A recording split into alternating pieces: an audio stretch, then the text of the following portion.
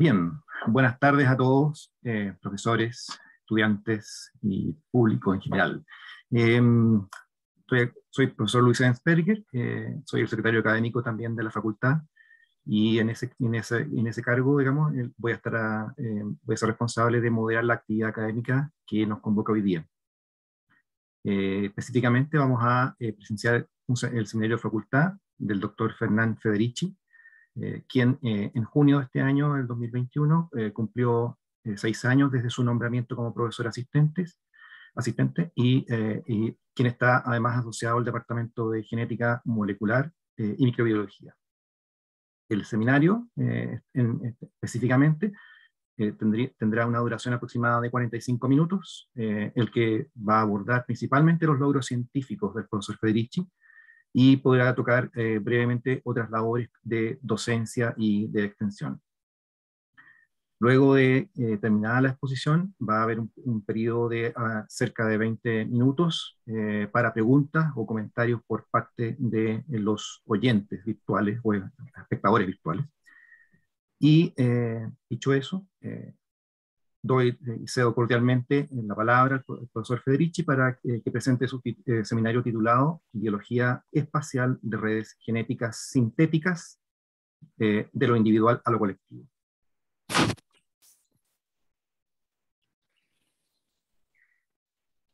Bien, gracias. Están viendo mi pantalla, ¿verdad?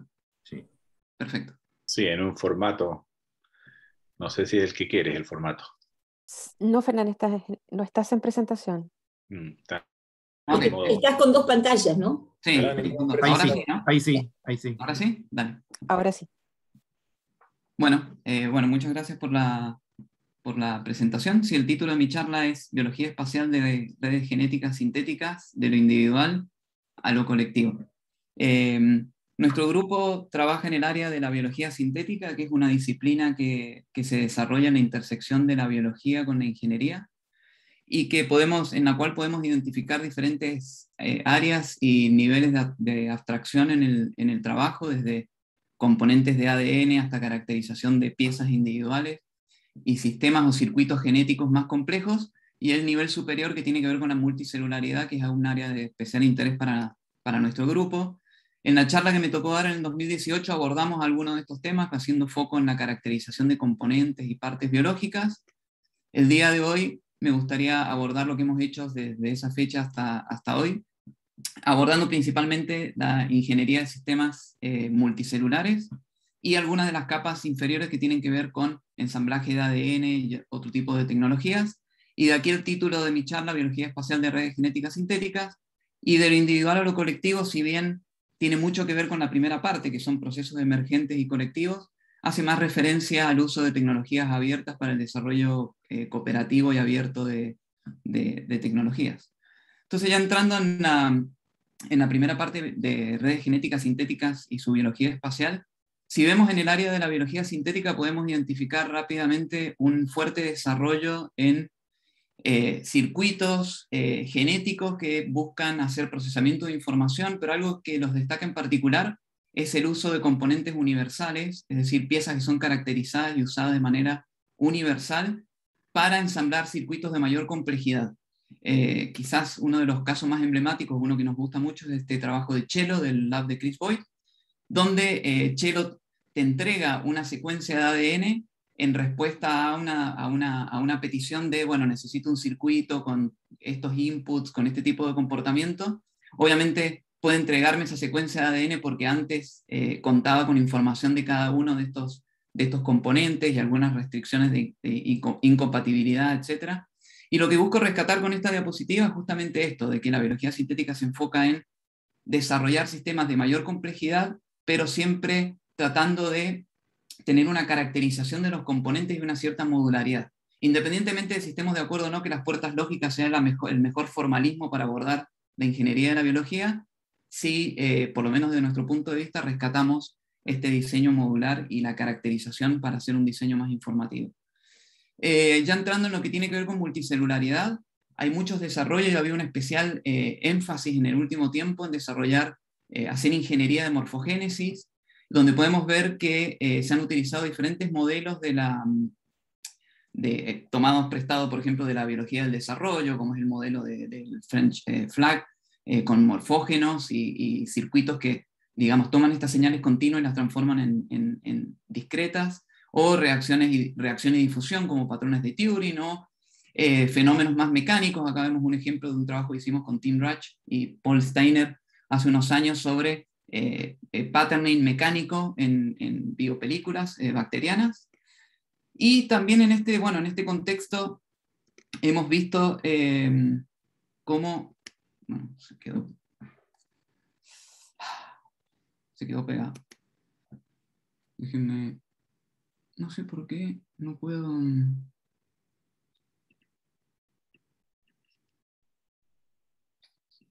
Ahí está.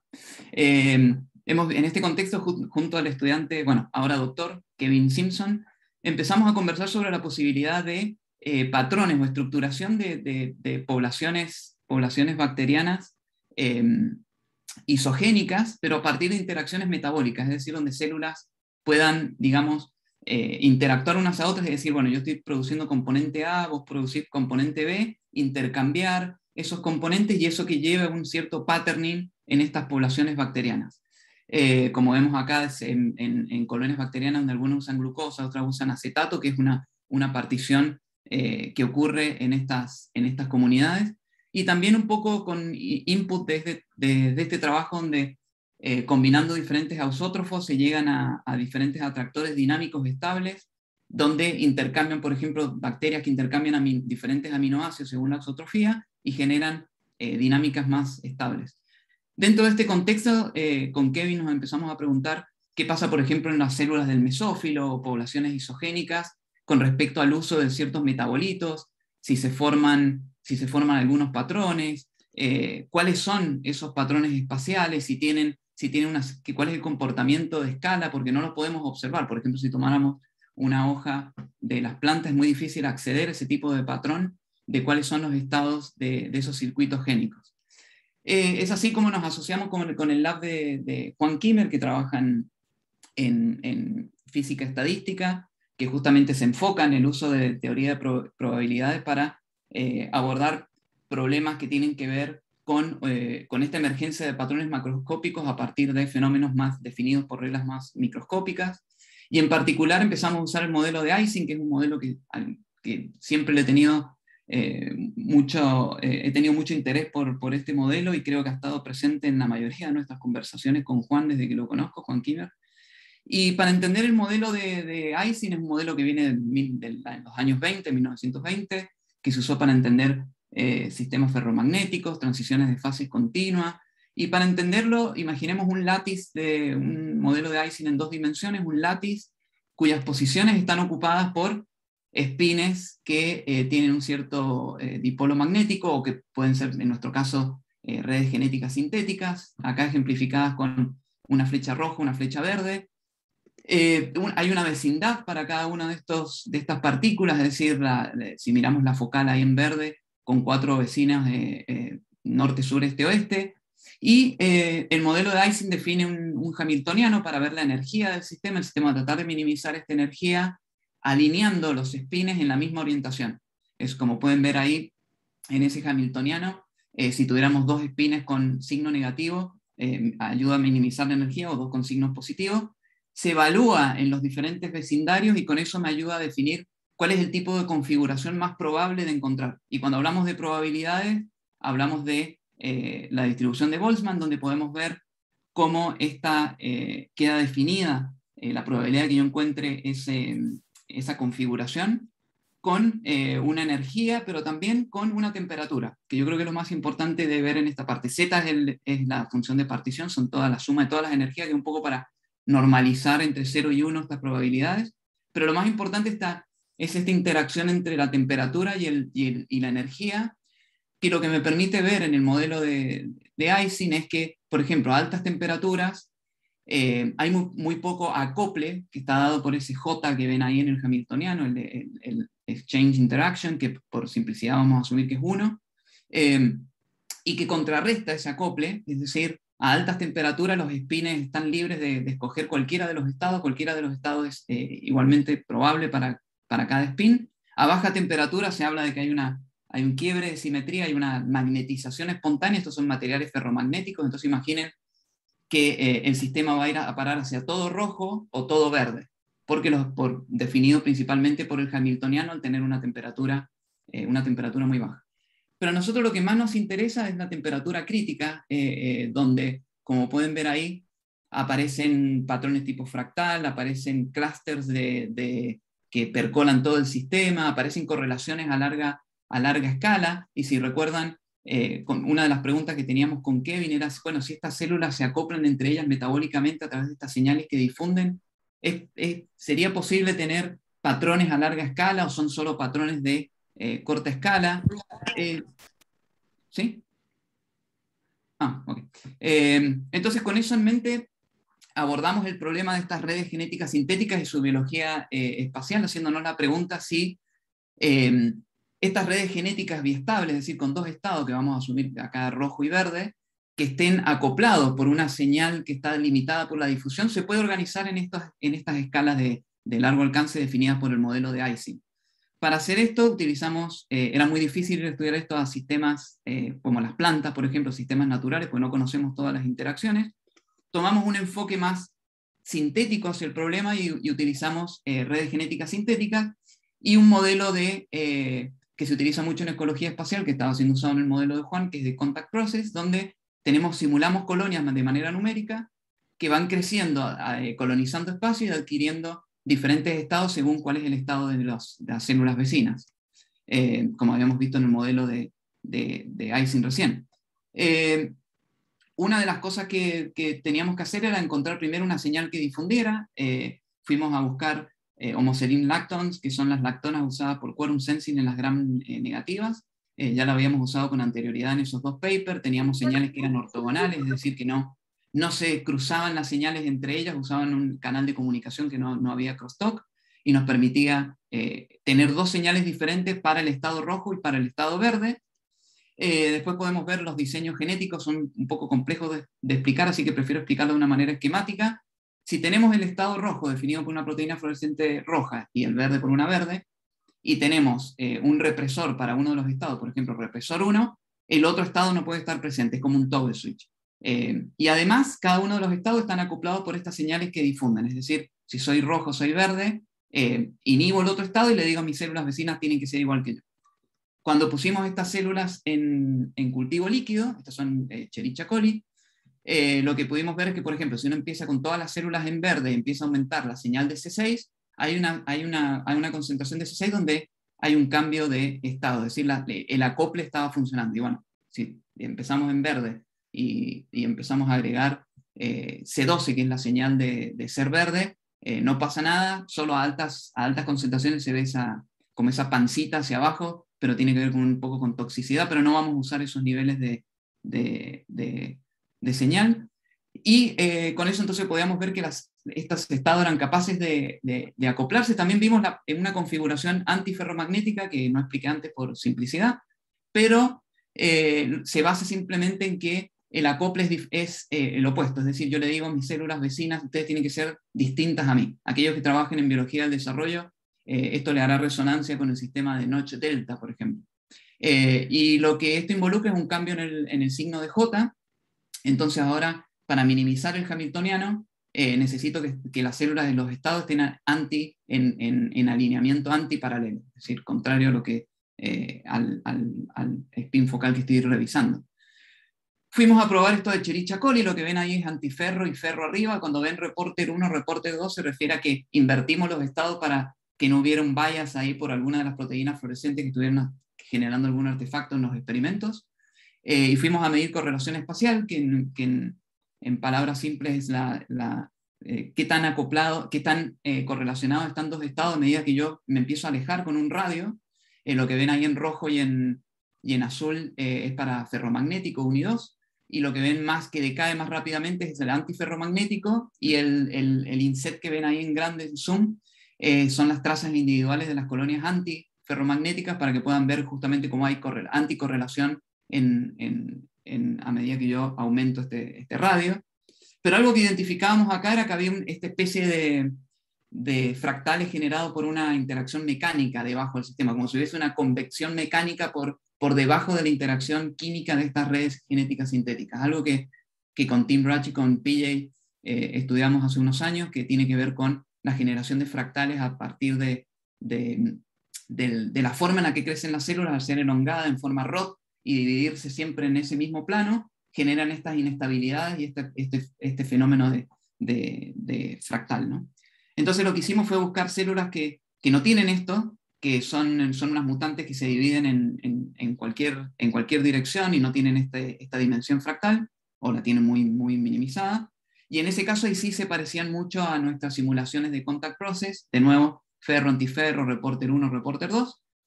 Pero lo que más nos llamó la atención es que la correlación espacial, es decir, a pesar de que cualitativamente se ven diferentes, cuantitativamente no habían diferencias significativas estadísticamente hablando. Y otra cosa que también nos llamó la atención es que células que eran crecidas en medios más ricos que otros, por ejemplo con glucosa versus glicerol, a pesar de alcanzar el doble de tamaño de esas colonias, seguían manteniendo las propiedades de correlación en el espacio. Es decir, estas correlaciones son independientes de la forma celular y la forma en la que se dividen las células y también de la velocidad de crecimiento. Entonces, una de las primeras conclusiones es que sí, que es posible que redes genéticas con dos estados y acopladas por señales limitadas por la difusión generen estos patrones a larga escala o corta escala, que estos patrones dependen del tipo de interacción, ferro o antiferro, y que estas correlaciones, como decía, eran independientes de este tamaño, de esta forma celular. Algo que estamos comenzando a hacer ahora y que nos interesa un montón desarrollar a futuro es explorar más los fenómenos de scaling dentro de los ferromagnéticos, es decir, hay leyes de potencia, hay power law, por ejemplo, la distribución de los tamaños de los clústeres que uno observa en las colonias.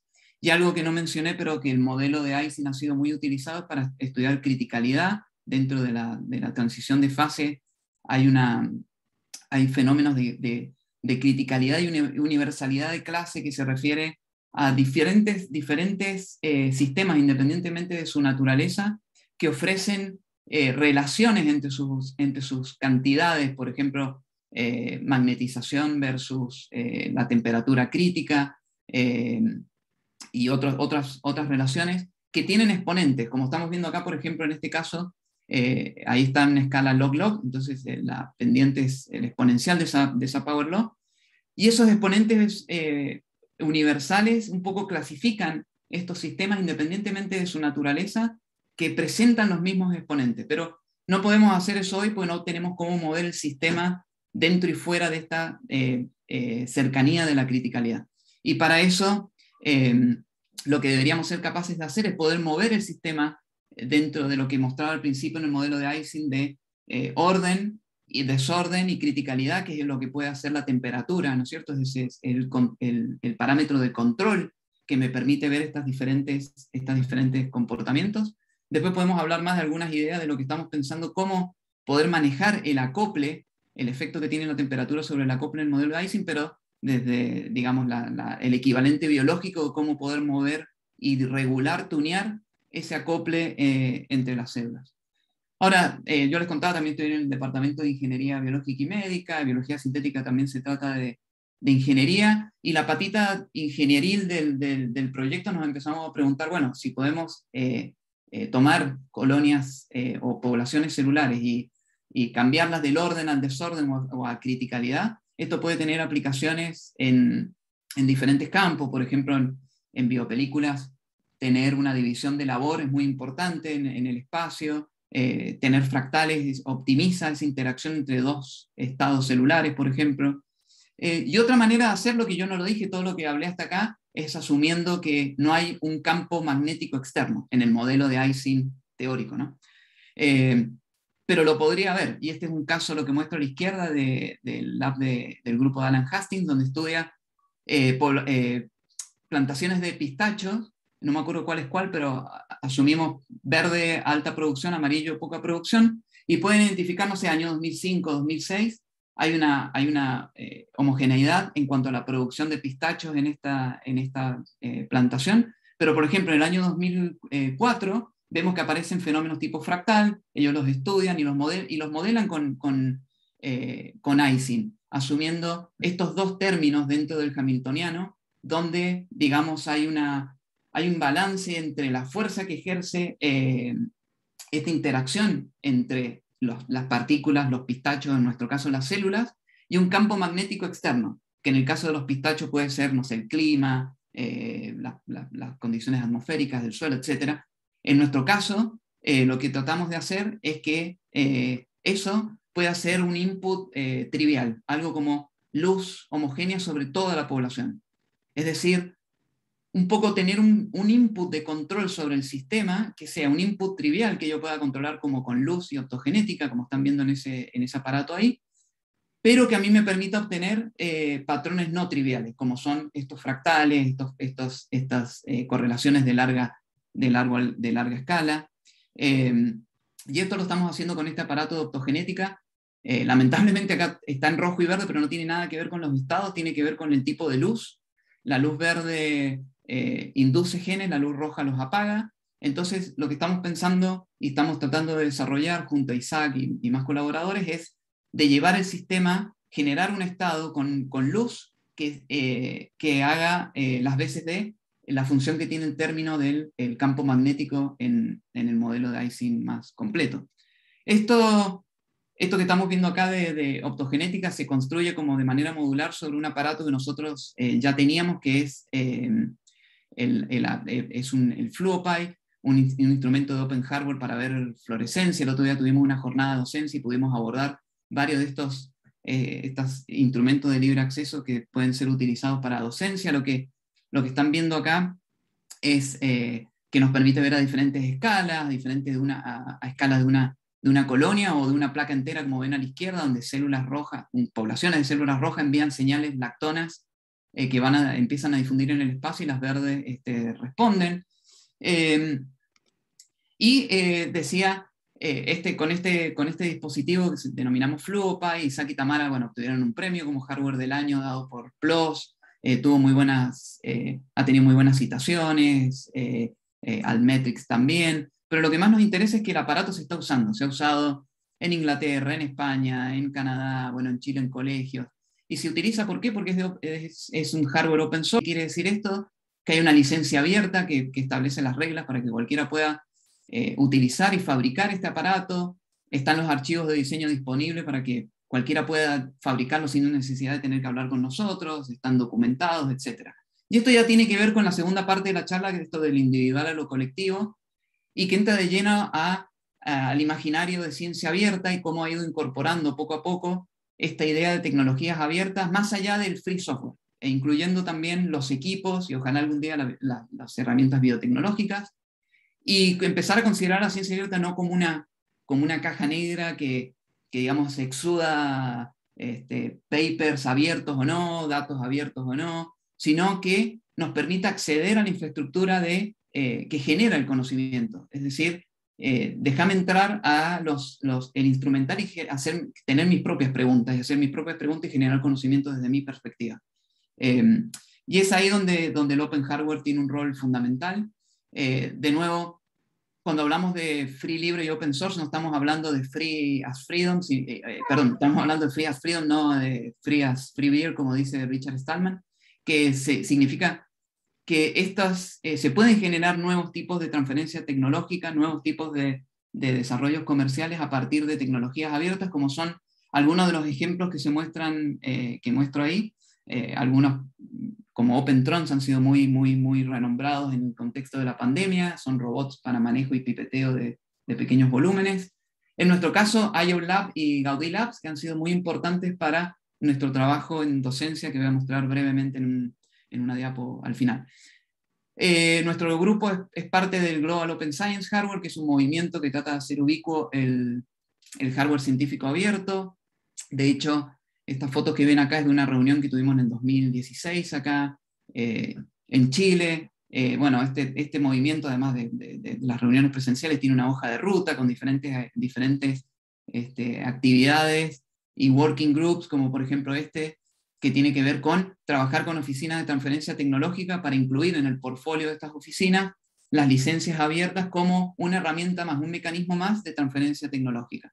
Y de hecho, Magalí, de la Oficina de Transferencia de la Católica, participó dando un montón de feedback a este desarrollo, que estuvo muy bueno.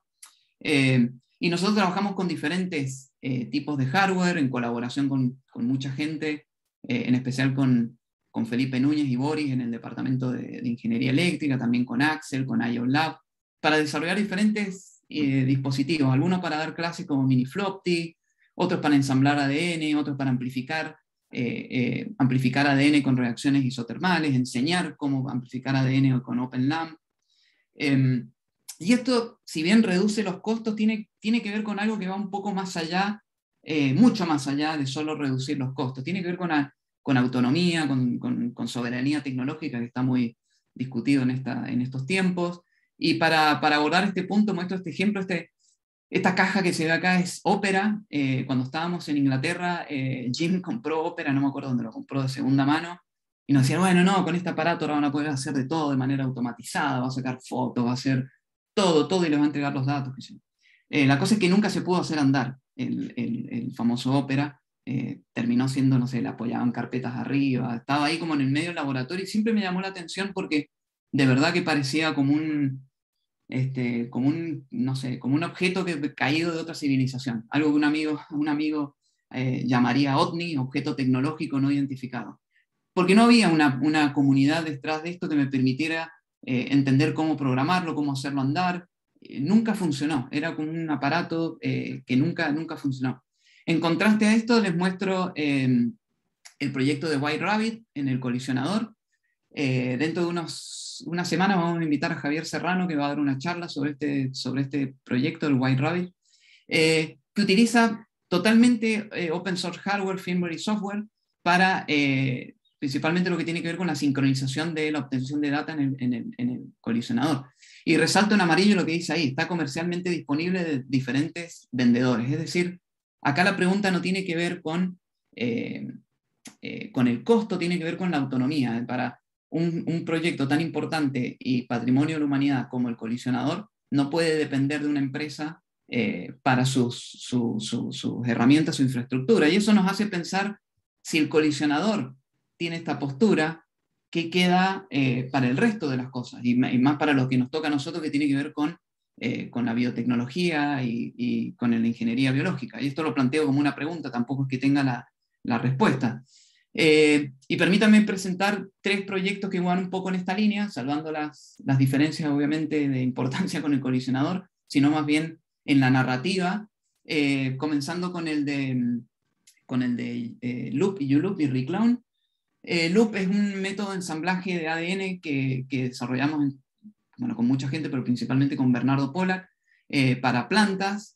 Se llama Loop porque es una herramienta de ensamblaje de ADN recursivo, es decir, uno puede ensamblar desde piezas básicas hasta 4 genes, 16, 64, etc., de manera exponencial, siempre utilizando 2 sets de vectores, que están ahí ejemplificados en rojo y azul. Son 4 vectores, entonces uno hace loop entre un sistema y el otro para poder avanzar en ese ensamblaje. Luego, en el contexto de un trabajo con Peter Bondazo, también del Departamento de Ecología, y muchas personas, grupos trabajando en biología marina y financiado por la Fundación Moore, el objetivo era desarrollar tecnologías para tener nuevos modelos de protistas marinos, para hacer investigación y qué sé yo. En ese contexto estábamos con Isaac, Tamara, con Ariel, utilizando el loop desarrollado para plantas, pero para diatomeas. Y en ese contexto fue como con ellos, con Peter, con Bernardo, dijimos, bueno, ¿por qué no hacemos un loop universal? Es decir, cada vez que tengamos que trabajar con un organismo de interés, no podemos estar cambiando el sistema de ensamblaje. Entonces lo que hicimos fue desacoplar, es decir, la eficiencia de ensamblaje quedan en unos vectores que no cambian nunca más, y después lo que tiene que ver con secuencias específicas del organismo de destino al que yo quiero ir, son modulares, son parte del proceso de ensamblaje. Cosa que si algo falla, yo voy para atrás y sé qué fragmento falló. De nuevo, que esto tiene más que ver con cómo hago ingeniería a qué cosas estoy tratando de fabricar, ¿no? bueno, funcionó en diatomeas, hay más de 35 grupos alrededor del mundo usándolo en microalgas, en arquea, en bacterias, en diferentes sistemas. Y permite hacer ensamblajes, no sé, por ejemplo, hasta, por lo menos comprobado, hasta 64 genes, que es lo que ven ahí en un gel. Obviamente coli no se aguanta ese tamaño, pero sí lo pueden ver en ese gel. Pero algo que es muy importante, también nos permite desarrollar las partes, es decir, si empezáramos de niveles inferiores, ahí vemos nivel 1, 2, 3, cómo van creciendo el número de genes, pero si yo empiezo desde un nivel inferior, puedo desarrollar mis propios componentes, es decir, puedo, por ejemplo, desarrollar mis proteínas de fusión o un promotor, como ejemplifico acá en este proyecto de Ariel Cerda, que tiene 7 cajitas operadores con 2 identidades que llenar. Ustedes pueden hacer los cálculos de cuánto me llevaría 2 elevado a la 7, el diseño combinatorial es gigantesco. Si tuviéramos que hacer esto con Ariel, con métodos clásicos tendríamos que pedir muchos primers que vienen de afuera, que demoran 2 semanas, ahora más, o pagar por síntesis, pero con YouLoop uno los puede ensamblar desde adentro del sistema, y cuando termino, eso queda como nivel 1, es decir, por eso es recursivo, el producto de mi reacción se convierte en el sustrato de mi reacción siguiente. Ahora, en el contexto de lo que les estaba contando... Esos son los conceptos básicos, que son universales a todo lo que uno hace. Apaguen los micrófonos, por favor. Identifiqué.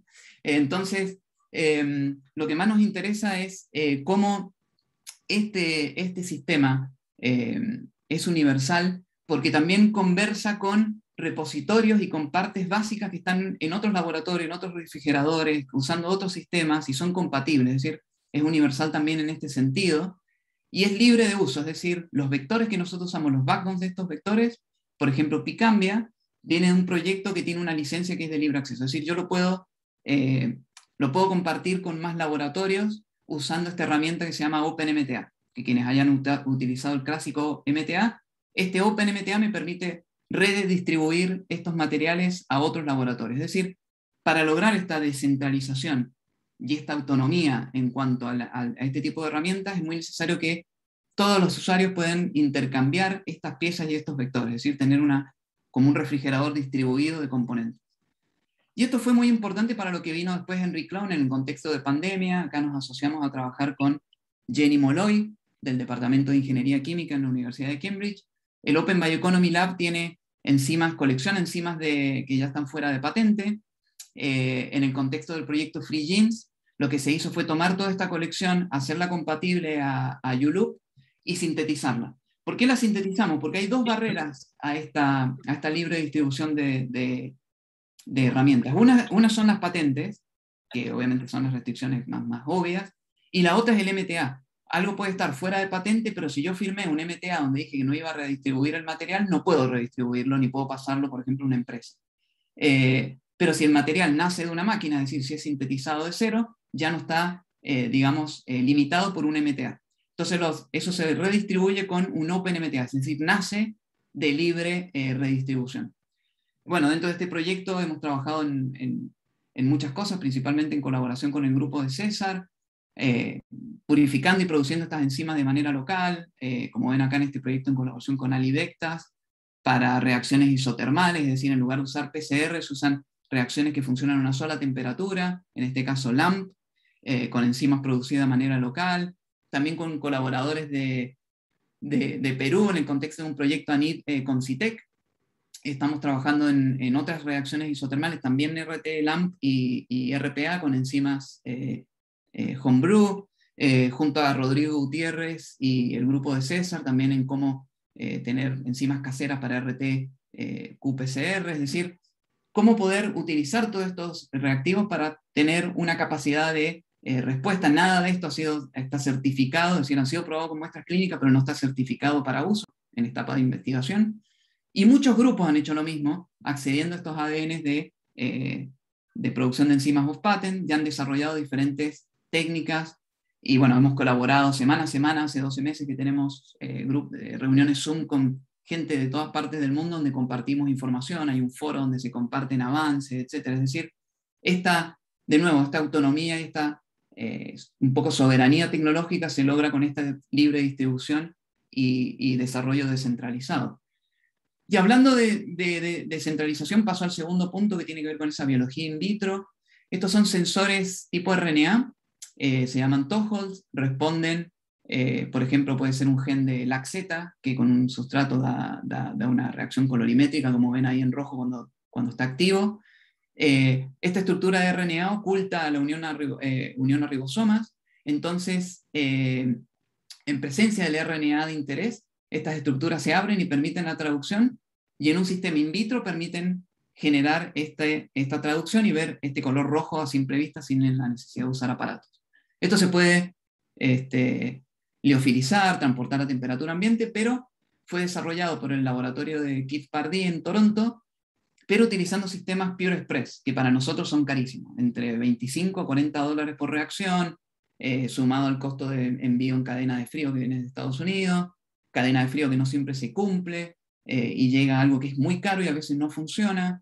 En este contexto fue que Aníbal y más gente en el grupo empezó a trabajar en cómo establecer estos sensores, pero en lisados celulares, que es una tecnología que se conoce desde los años 60 para descifrar el código genético, y ha sido muy utilizada en el ámbito de la biología sintética. Lo que hizo Aníbal fue un poco un remix de un montón de pasos que estaban disponibles, uso también de fuentes de energía de bajo costo como maltodextrina, y lo que nos permitió, no solo, bueno, lo pusimos a punto con estos sensores Zika que ustedes ven acá, desarrollados por Keith, pero también nos permitió que ahora esta tecnología, en lugar de ser algo centralizado, donde alguien desarrolla sensores para nuestras preocupaciones, poder tener algo local donde nosotros podamos diseñar y prototipar nuestros propios sensores para nuestras propias preguntas. Y en este caso, lo que hizo Aníbal fue abordar el virus PBI, que afecta en la agricultura principalmente a la papa. Y como se puede ver acá, de 8 sensores, bueno, se hace un diseño a priori, en software y qué sé yo, pero una vez que uno tiene estos 8 sensores que también son lineales, hay mucho trabajo detrás de este proyecto que estoy mostrando así rápido, ya 2 de esos sensores funcionaban muy bien, que no es menor.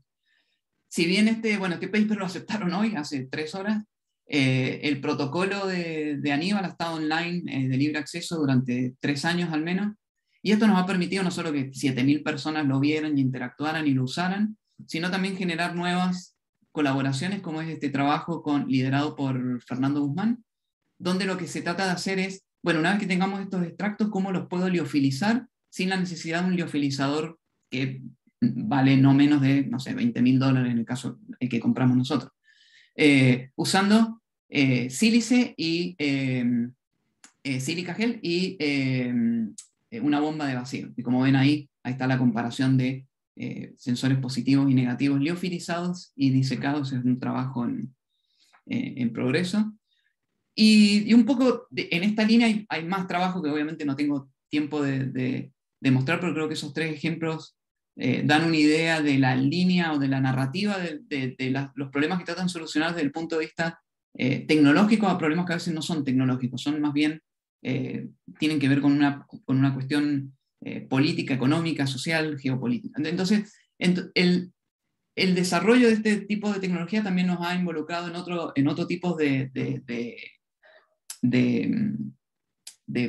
proyectos, como se ven acá, algunos muy recientes, recién empezando, como con Alejandro Rojas, otros que llevan ya un tiempo, y la posibilidad de producir nuestras propias enzimas y estos extractos celulares han mejorado y ha, digamos, avanzado muchísimo este tipo de proyectos en el lab, pero no solo proyectos de investigación, también tienen que ver con proyectos de docencia.